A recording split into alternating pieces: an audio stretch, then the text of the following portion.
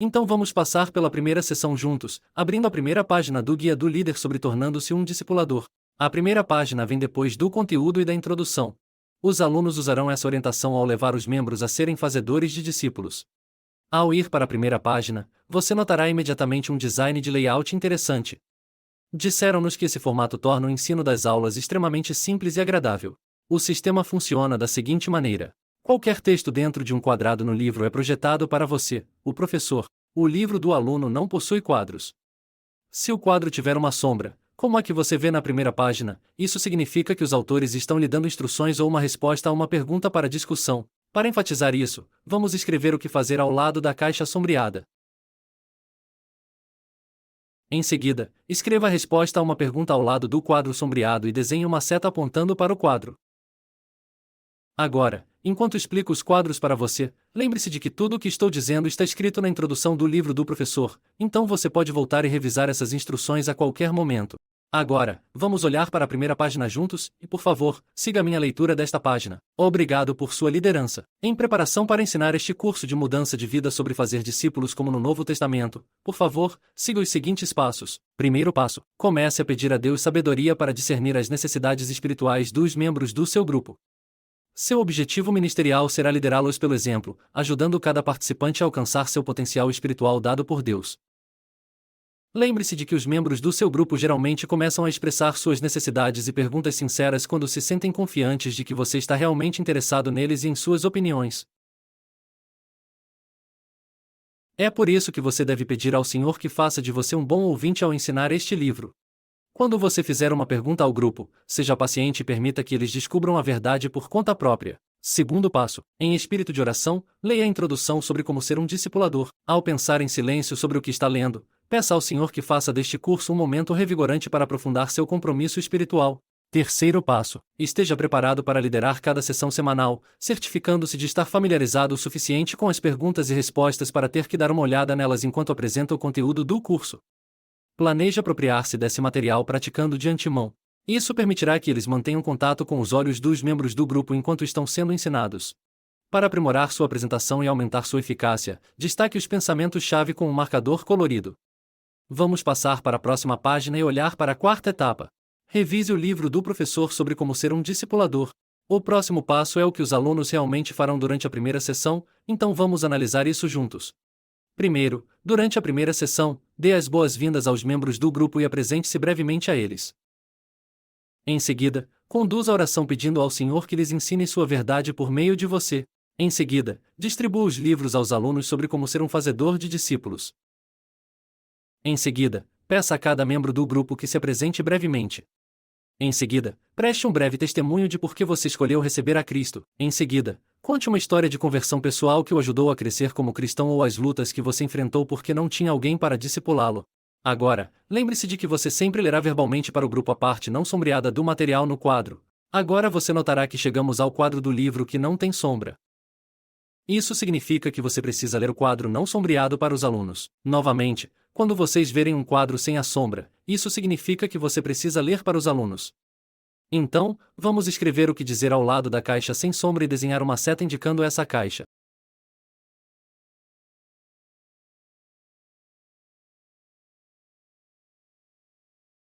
Ok, fique comigo enquanto eu apresento o resto da segunda página.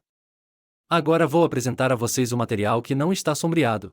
Depois que vocês se tornaram crentes, quantos tiveram o privilégio de ter um amigo cristão que investiu tempo em suas vidas e os ajudou a crescer espiritualmente? Quantos não tiveram essa oportunidade e às vezes lutaram espiritualmente? Agora, você verá uma área sombreada que diz: diga ao grupo brevemente por que você está tão animado para ministrar um curso sobre como fazer discípulos. Agora, quando você vê uma área sombreada, é quase como se o autor estivesse sentado ao seu lado sussurrando em seu ouvido o que você deve fazer. A próxima parte é um quadro sem sombras, o que significa que é isso que vou dizer aos meus alunos. Através deste curso, vamos ler em voz alta e participar de discussões interativas. Então, temos um quadro sombreado que é o autor que nos diz o que devemos fazer. Peça à pessoa à sua esquerda para começar a ler e, em seguida, continue esse processo pela sala de aula. Cada leitor passará de um parágrafo para o outro. Seja sensível à possibilidade de que alguns membros não se sintam à vontade para ler em voz alta. Então, temos materiais em quadros sem sombra, o que significa que vou dizer algo ao grupo. Dave, você pode procurar a página para mim e ler em voz alta o primeiro parágrafo da visão geral de como ser um discipulador? Todos nós vamos procurar esta página e continuar lendo com você. Agora quero apresentá-los aos membros do meu pequeno grupo que estão treinando para serem discipuladores. Bem-vindos a todos. Por favor, observe enquanto eu lidero meu grupo de discipuladores em treinamento. Vamos começar com a primeira sessão na terceira página do livro do professor.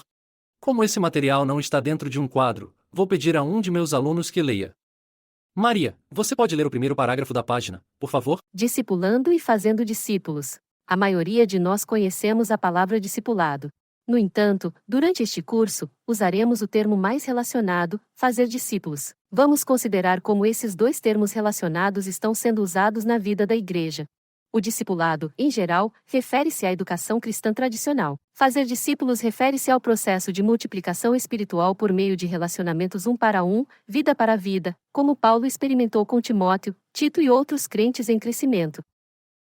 Muito bem. Antônio, você pode ler o seguinte parágrafo? Claro que sim. O objetivo deste curso é preparar sucessivas gerações de membros dedicados da Igreja para investir suas vidas na realização da grande comissão. A resposta da Igreja ao mandamento de Nosso Senhor requer o desenvolvimento sustentado de cristãos dedicados a compartilhar sua fé, a ser discípulos e a se multiplicar espiritualmente. O desafio de nossa geração é modelar um estilo de vida bíblico e dar um exemplo espiritual correto. Muito bem. Adriana, você pode nos ler o parágrafo seguinte? Para muitos cristãos, o aspecto mais intimidador do discipulado é aprender a dar testemunho pessoal. No entanto, isso não precisa ser assim. À medida que desenvolvemos habilidades para crescer espiritualmente e amadurecer, o testemunho se torna um transbordamento natural de nosso relacionamento com Cristo. Muito bem. Fantástico. Agora, você notará no livro do professor que chegamos a um quadro sem sombra na parte inferior da página. Isso sempre significa o que os alunos devem ler. Então, vamos dar uma olhada no quadro na parte inferior da página. E como líderes de grupo, a missão é nos prepararmos com antecedência para cada sessão, para que possamos apresentar os pontos de ensino de cada quadro com determinação e confiança. Se eu não estiver pronto, talvez eu apresente o material no quadro assim. Idealmente, o testemunho de um cristão se assemelhará a... Não queremos apresentar o material assim. O que queremos fazer é ler o material com antecedência e apresentá-lo mais ou menos assim. Sabem, nossa caminhada cristã é como um copo d'água. Quando decidimos ter um tempo de silêncio, passar tempo com Deus no estudo da Bíblia, então é como uma torneira.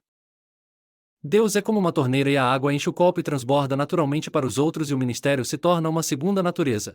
Vamos procurar a quarta página do livro do professor. Você notará que a palavra modelo está sublinhada no livro do professor. Se os alunos encontrarem uma palavra sublinhada no livro do professor, isso significa que há um espaço em branco para preencher no livro do aluno. Se a resposta parecer fácil, pergunte se alguém pode preencher o espaço em branco com a palavra certa. Outra característica importante é a seção de ilustração e amplificação. Vamos dar uma olhada no meio da página 11 no livro do professor e mostrarei como isso funciona. Deixe-me ler a parte sombreada. Sugerimos que você use um pote grande transparente cheia de água e uma esponja para a ilustração abaixo.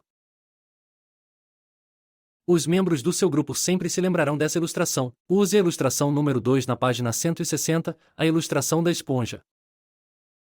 Então, vamos agora olhar para a página 160 e eu vou ler esta ilustração. Assim, antes de conduzir esta sessão, eles já terão lido esta ilustração e não terão que ir até o final do livro. Pegue uma esponja macia na mão, aperte-a com força e mergulhe-a em uma bacia de água limpa. Ao fazer isso, explique assim: neste ponto, a esponja está totalmente na água, mas observe que há muito pouca água na esponja. Só quando afrouxo a esponja ela está cheia. Isso ilustra como a confissão, o arrependimento e a completa submissão a Deus equivalem ao ato físico de abrir a mão. Quando a esponja está cheia de água, ela permanece assim se eu não apertá-la e assumir o controle novamente. A lição espiritual é permanecer comprometido e desfrutar da plenitude de Deus como um estilo de vida.